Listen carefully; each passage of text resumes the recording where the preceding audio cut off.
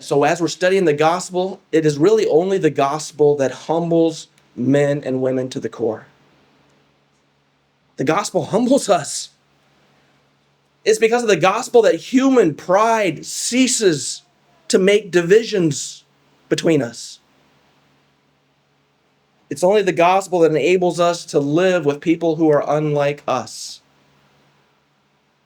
and to reach out across lots of barriers, human barriers, to people who are very different from us. Every human community, no matter where you find this human community, every human community is going to be partly introspective and partly just difficult to hold together. Unstable would be a good word. Very introspective, but also very unstable. And no matter what community that is, it's just going to be the case. That's going to be the case. There's a community of Vienna, and it's very like what makes a Vienna? What makes somebody be that person? What makes somebody part of this community? And at the same time, very unstable because there are those who aren't that. In the church, it can be that way as well. We are introspective because we're looking at how we are together. But we're also unstable because in every situation like that, we want more people like us, and it just as that gets moving along, it becomes I want more people like I am, and it's just me. And the instability of that is that we go from people like us to people like me, and it still becomes very, very divisive. Human pride leads in every situation to human fighting, human strife. And it divides us from within. And human pride cuts us off from the world outside. And so here in a church, and Paul is talking to this church in Rome, they have two big problems. They need to be reaching out more. They need to be getting involved in things beyond them. But they also need to deal with their own situation in the church. That they are stable. They have a unity, a right kind of unity. Sometimes the unity can shift, and we are unified under something else, something that unifies us for this moment. But then that changes, and all of a sudden we find ourselves. It's like a lot of situations in families where we're unified because of the children, and then the children are gone, and why were we together again? Why are we sticking this out? So our thing that doesn't change, we have an unchangeable God, we have an unchangeable Savior. If we are unified around Christ, and that's where the gospel will take us, then he never changes. We don't lose Christ. And so it's going to keep us together. And only a church that lives in harmony under Christ can reach out effectively to others outside of the church with all kinds of zeal and excitement. That is the point that Paul is making here.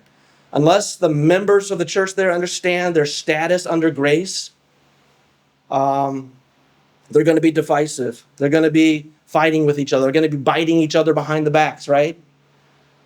And Paul says this should not happen. If I don't really believe that the offer of grace is for all the people outside of this church, then I'm going to start to doubt whether the offer of grace is even valid for the people that are in this church. And he's addressing this situation. He uses the gospel to address these situations, which is beautiful.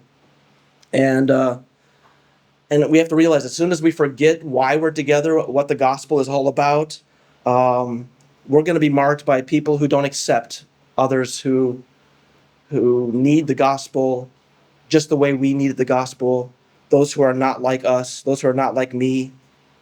And we're going to have this lack of evangelistic zeal, reaching out to people that need Christ. So as we read Romans, we should be asking how this particular teaching of the gospel impacts our evangelistic zeal. We're reaching out to people in Vienna. We're reaching out to people outside of Vienna. We're maybe gathering our own support to help ministries in places where we know that God is doing some amazing things. But it also affects our church harmony. It affects us as we work together as a church. So the purpose of Romans is to have a united, missions-minded church that is humbled together under grace. The plan of salvation brings us in our introspective and our unstable situation together in a way that only God can. So I will say this: Romans may not be the best book for somebody that's not yet saved. I know that people like to use it, and I realize, for me to put the book of Romans into the hands of somebody that doesn't know Christ yet, it might get kind of difficult. In fact, when we get through next week and we start into verse 18 and we start in chapter 1, verse 18, chapter 2, chapter 3, all the way up to verse 20, it's going to seem kind of depressive. Like the world is messed up, our thinking is messed up, our minds are really depraved. We are so out of it.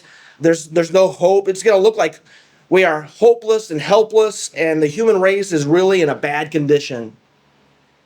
And then all of a sudden, in chapter 3, verse 21, it starts in with, but God takes the ruins of human civilization and he brings hope. And it's found in Christ. And we might become depressed. Somebody might become depressed. I would say if you're going to give somebody a book to help them get to Christ, give them the book of John to read. Romans is great for those who are in Christ to realize what he has done in our salvation. So we are going to be looking at our salvation from a new perspective of thankfulness and realizing that that's what God has done. We're going to appreciate our salvation more. So as we dig through the book and we realize God takes us from our ruins and he takes us to redemption, to a place where we are changed. He buys us back. He brings us back to himself. That was lost in Genesis chapter 1, 2, where you have this situation where God has a perfect place for mankind, and then man falls into sin. But there are things that God wants both Jews, and in the book of Romans especially, he wants Jews and Gentiles to realize this, that there are two things about his character. It's both his wisdom and his power.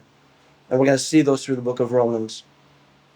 God's wisdom and power. And basically, every human being has this opportunity to say, you know what, I'm looking around, and I'm seeing nature, I'm seeing the creation, and I'm thinking to myself, every scientist could ask the same questions, right? Like, there must be somebody very wise who put this all together.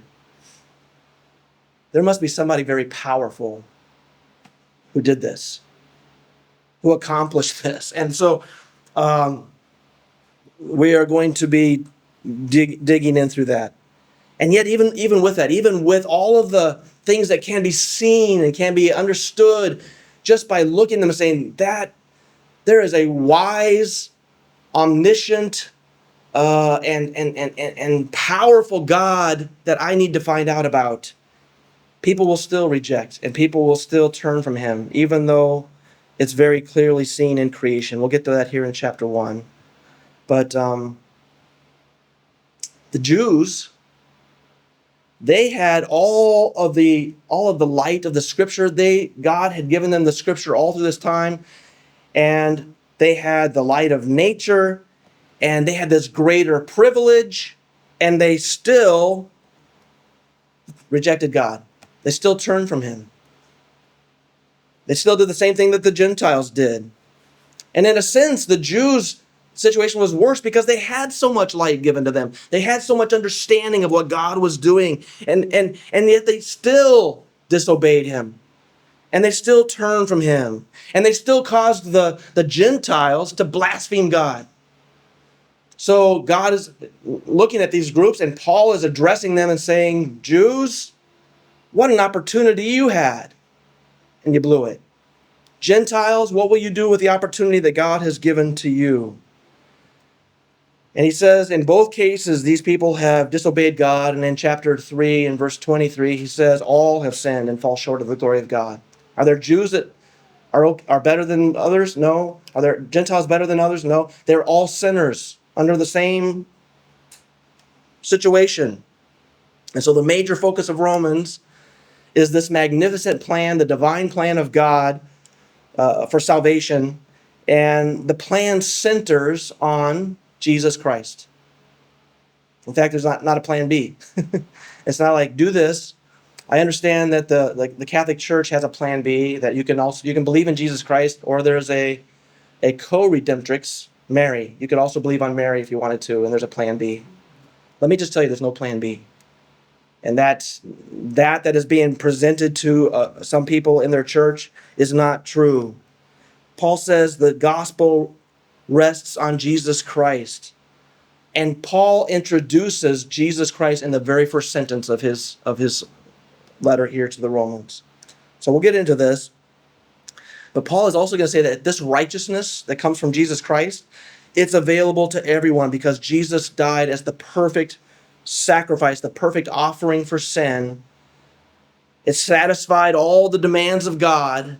And for those who put their faith in him, those who believe in that sacrifice appeased God, they're saved.